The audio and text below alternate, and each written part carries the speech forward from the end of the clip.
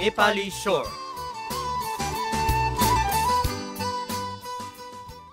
नमस्ते श्रोता साथी, डीबीसी डिजिटल वीमा नेपाली भाषाको कार्यक्रममा हामी आज हङकङका अत्यन्तै चर्चित तबला वादक वाद्यवादक हरि श्रेष्ठ, जो विभिन्न क्षेत्रमा उहाँ प्रत्यक्ष रूपमा सहभागी हुनुहुन्छ। त्यसै गरी मेनल्यान्ड चाइनामा पनि बार बार विभिन्न ठाउँहरूमा आफ्ना सोलो कन्सर्टहरूदेखि लिएर नेपाली जातिको लागि, नेपाली कला संस्कृतिको प्रमोसनको लागि विभिन्न ठाउँहरूमा हिँडिरहनुहुन्छ। गएको वर्ष पनि नेपाली भिजिट नेपाल 2012 लाई सपोर्ट गर्ने खालका कार्यक्रमहरूको आयोजना गर्नुभएको थियो। उहाँकै सक्रियतामा यो विभिन्न ठाउँहरूमा कार्यक्रमहरू, नेपाललाई प्रमोट गर्ने कार्यक्रमहरूको आयोजना गर्दै गर्नु भएको छ र भर्खरै पनि बेइसान वर्ल्ड म्युजिक फेस्टिभल 2012 मा नेपालको नाम राख्दै भर्खरै उहाँलाई हामीले हङकङमा भेटाएका छौँ। हाम्रो यो डीबीसी डिजिटल वीको नेपाली भाषाको कार्यक्रम उत्पादन स्थल जोर्डनमा नै बोलाएका छौँ उहाँलाई।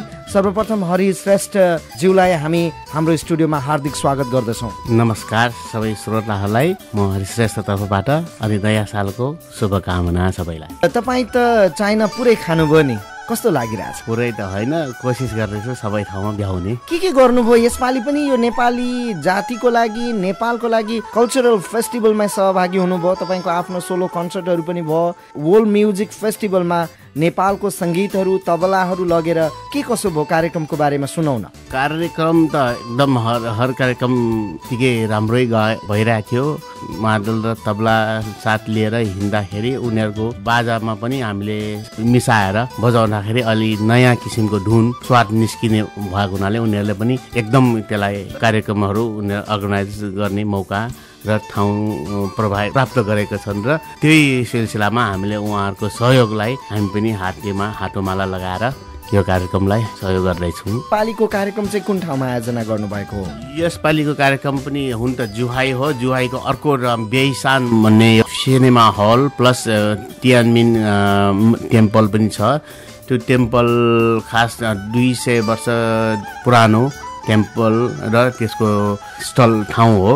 त्यो ठाउँलाई हाम्रो प्रिय मित्र साथी सिमन्जु भन्नेले त्यसलाई किनेर भित्रबाट फेरि मोडर्नाइज स्टाइलले बनाएर त्यसलाई आर्ट ग्यालरी बनाइदिएको छन्। त्यो आर्ट ग्यालरीमा सबैलाई कार्यक्रमहरू गर्ने, भेला हुने, कला सम्बन्धी, कला संस्कृति सबै हर किसिमको इन्टरनेसनल संसारको कुनै पनि कलालाई उहाँले अँगालेर देखाउने गरे। म एउटा नेपाली उहाँको साथी भएको हुनाले मैले नेपालको झन्डा, नेपालको टोपी, नेपालीपन लिएर हिँडेको देखेर ओहो तिमीले यतिको नेपाललाई माया गर्छौ, आफ्नो देशलाई माया गर्छौ भने किन प्रोग्राम गर्दैनौ? म मान्छे मिलाइदिन्छु, मेरोबाट हुने सबै, तिमीलाई हेल्प चाहियो म सब गरिदिन्छु र तिमी गर भनेको हुनाले ल हुन्छ भनेर मैले चाहिँ त्यो कार्यक्रममा हात लगाएर माथिमालो गर्दै राम्रै भयो हिजोको प्रोग्राम। के भयो प्रोग्राममा चाहिँ? हाम्रो प्रोग्राममा खास अब कला संस्कृति, हाम्रो जस्तै एउटा ब्यान्डको नाम हामीले राख्यौँ PS3 भनेर ब्यान्ड राख्यौँ। त्यसमा हाम्रो चाइनिज बाजा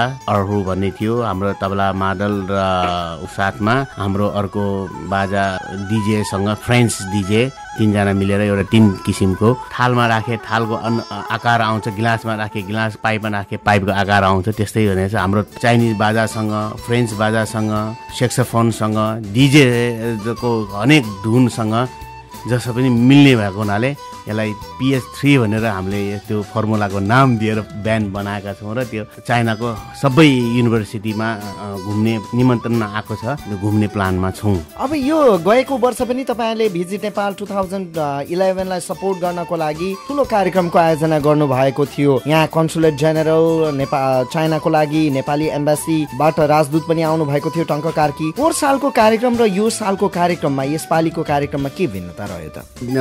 देशको बाजाहरू र के त्यस्तो नमिसाइकन 100% हाम्रो प्योर नेपाली बाजा, प्योर सामान, प्योर वस्तु, नेपाली कलाकृति बुझिने मूर्तिहरूदेखि लिएर हाम्रो लुगाहरू, सबै स्थलमा खानाहरूदेखि लिएर नेपाली खाद्यान्न, नेपाली विभिन्न जातिको खानाहरू राखेर हामीले प्रदर्शन गर्यो र त्यसमा चाहिँ भिजिट नेपाल इयर भएको हुनाले त्यसलाई सपोर्ट गर्ने एउटा कार्यक्रम हामीले आयोजना गर्यो, धेरै सक्सेस भयो। यसपालि चाहिँ वर्ल्ड म्युजिक फेस्टिभल भनेको विश्वको सबै किसिमको म्युजिकलाई हामीले अँगालेर त्यसमा विश्वको खानालाई पनि अँगालेको छौँ यसमा। त्यही भएकोले एउटा नेपाली खाना र नेपाली वेशभूषालाई चाहिँ यसपालि चाहिँ समग्र यस्तो ठुलो कार्यक्रम जो राष्ट्रको लागि नै अति एउटा व्यक्तिको एउटा राष्ट्रको एउटा नागरिकले गर्ने योभन्दा ठुलो काम त अवश्य पनि छैन नै। सरकारले नेपालको सरकारको प्रतिनिधिहरूले जस्तै यहाँको कन्सुलर जेनरलले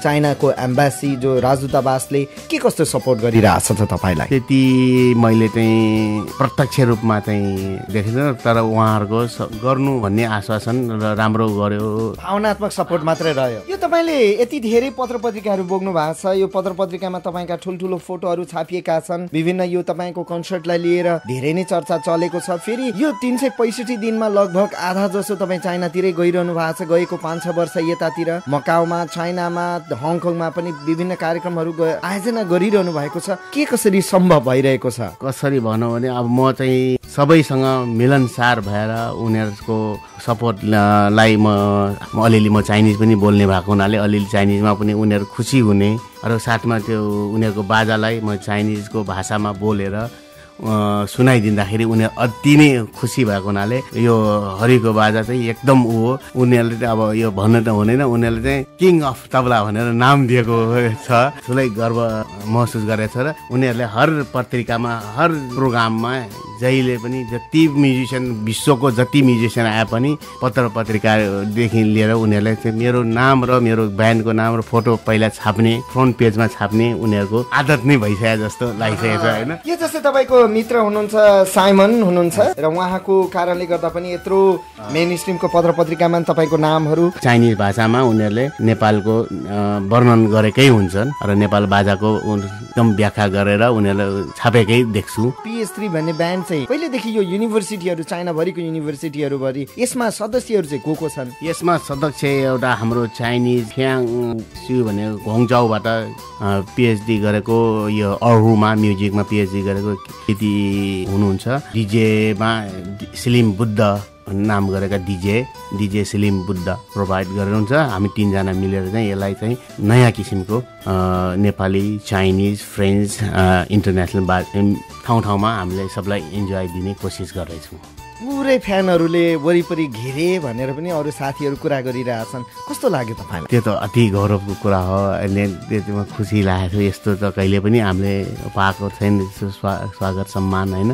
सबैले फुल लिएर आएर मेरो र प्लस मेरो पोस्टरहरू विभिन्न महँगो पैसामा पोस्टर किनेर पोहोर पनि त्यत्तिकै स्वागत गरे। यसपालि पनि पोस्टर र टी सर्टहरू हाम्रो किनेर हाम्रो अटोग्राफ लिनलाई लाइन बसेर घन्टौँ बसिरहेको देखेर मलाई सबैको साह्रै लाज पनि लाग्यो, माया पनि लाग्यो। स्थिति किन आयो मलाई म त्यति त थिएन जस्तो लाग्छ, तैपनि उनीहरूले त्यति माया दिँदाखेरि म आफूलाई मलाई उनीहरूले यसरी माया दियो मैले फिलिङ भइरहेछ। होटेलमा बस्दाखेरि हामी बसेको होटेलमा पनि आएर बिहानको 8 बजेदेखि आएर 2-3 घन्टा पर्खेर कहिले तल नेपाली म्युजिसियन कहिले आउँछ भनेर सबलाई त्यहाँ गारहरूलाई सोधेर पोस्टर लिएर लाइन बसेको देख्दाखेरि साथमा मेरो पनि परिवारसँगै थियो त्यति बेला, उनीहरूले पनि ठुलो गर्व गरेको महसुस गरेको छु।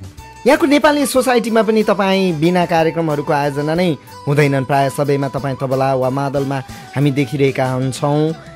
यहाँको अलिकति सङ्गीतको बारेमा पनि कुरा गरौँ न। यहाँ हङकङको नेपाली कलाकारहरू के गर्दैछन्? हङकङको नेपाली कलाकारहरू आफ्नो आफ्नो ठाउँमा उनीहरू प्रयास गरेर प्रोग्राम त गरिरहेका छन्, सबैले गरेरै पनि छन्। 50% चाहिँ मैले पाइरहेको छु यसको बारेमा।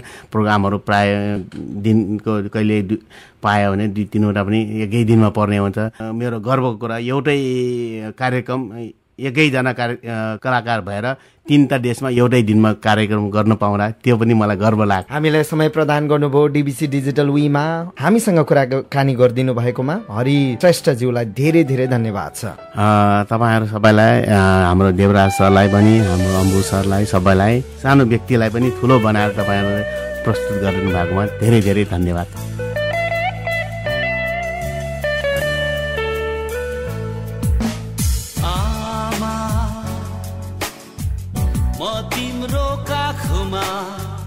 रोएको त्यो बेला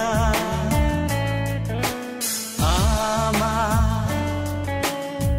म तिम्रो काखमा रोएको त्यो बेला पीडा तिमीलाई कति पीडा तिमीलाई हुने गर्छु आमा म तिम्रो काखमा रोएको त्यो बेला आमा तिमी नै जन्म जननी तिमी नै सृष्टिकी धनी तिमी नै ममताकी खानी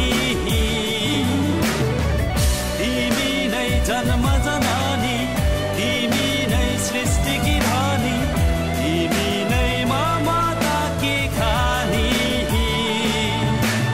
आमा म तिम्रो काखमा रोएको त्यो बेला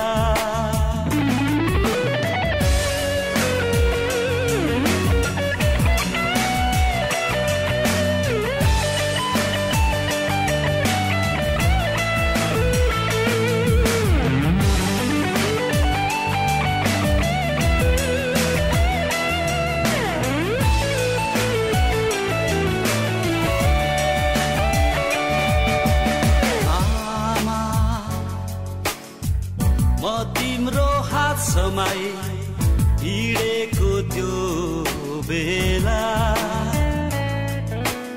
आमा म तिम्रो हात समाई हिँडेको त्यो बेला कति खुसी तिम्रो